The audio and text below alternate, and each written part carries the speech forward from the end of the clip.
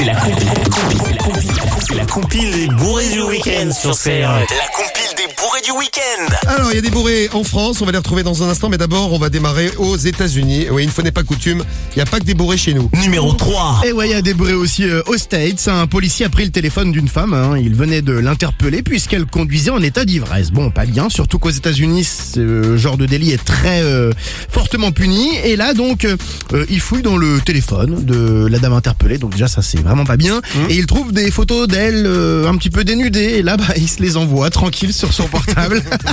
Alors, il a été dénoncé. Il s'est fait son propre pornu. Ouais, bon, sauf qu'il avait pas effacé les messages, ce con. Ah oui, donc, il a été dénoncé par la conductrice. Le policier a fait l'objet d'une enquête. Son téléphone a été fouillé. Il a reconnu les faits. Il a été licencié. C'est donc lui qui a été puni bien plus que cette pauvre dame qui roulait en état d'ivresse. Cette pauvre dame, ouais, c'est ça.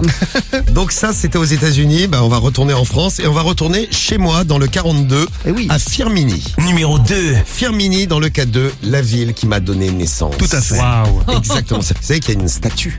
Attendez, Ah oui, il fout là. Mais non, mais ils y croient en plus. ça pourrait, tu sais. Bah, évidemment, bien sûr.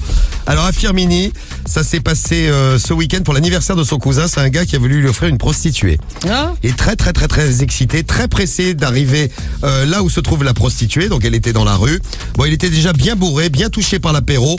Il a décidé, parce qu'il arrive sur la nationale 88, qui était en travaux, il arrive, et c'est là où il y a les prostituées. Et il y a des barrières.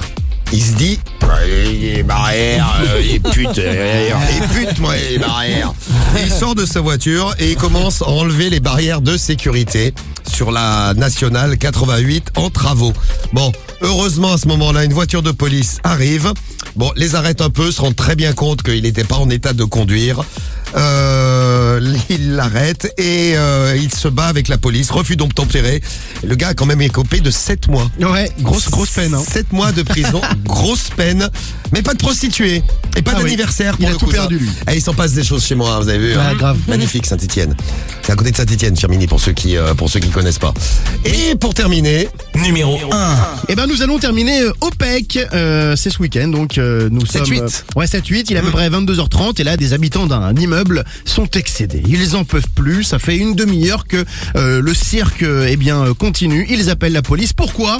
Parce qu'un homme et une femme, 45 et 44 ans, sont en train de s'envoyer en l'air dans le petit parc de la résidence. oh, c'est mignon, il faisait chaud. Voilà, donc il y avait du bruit, puis en plus à la vue de Ils tout le étaient monde. chauds aussi, oui. Ils étaient chauds. Alors Oui. forcément, les forces de l'ordre arrivent, un petit peu embêtés. Le couple, fortement alcoolisé, refuse de s'arrêter, donc ils continuent.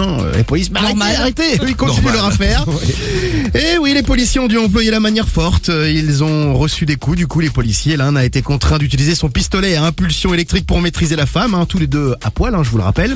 Placés en garde à vue, ils sont passibles des poursuites suivantes: exhibition sexuelle, violence volontaire en état d'ivresse, outrage et menace de mort. Voilà, c'est tout. Ça coûte un peu cher la partie de jambes en l'air. Oui, c'est vrai.